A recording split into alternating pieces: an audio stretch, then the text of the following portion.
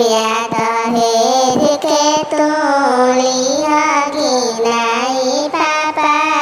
पाई पाई बरतन में लिह पापा चुनी चुनी बरतन दूल्हा हम तो देत बानी बहिन सरवा के बहिन जोगे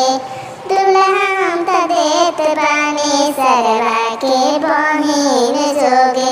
आंगना में आके दिलन हसाई पापा पाई पाई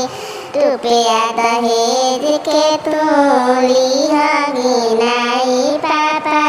पाई पाई रुपया दहेज के तोली गिनाई पापा पाई पाई एने मोने ताके त लागत बाड़े बड़ भैया जी के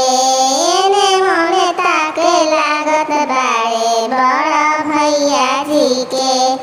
कई के करार सोना पीतर ना लाइल कई के करार सोना पीतर ना लाइल पाई पाई हो पापा पाई पाई रुपया दहेज में तोली गिनाई पापा पाई पाई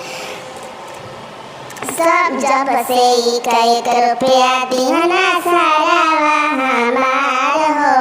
जब से एक रुपया दिहना सारा हमार हो तब से दुल्हा जाना होई है तैयार हो तब से दुल्हा जाना होई है तैयार हो हमारो कमाना पापा हमारो कमाना पापा सरवा के मम्मी ले जाई पापा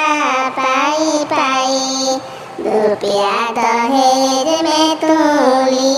गिनाई पापा पाई पाई चौका पर बैठल बा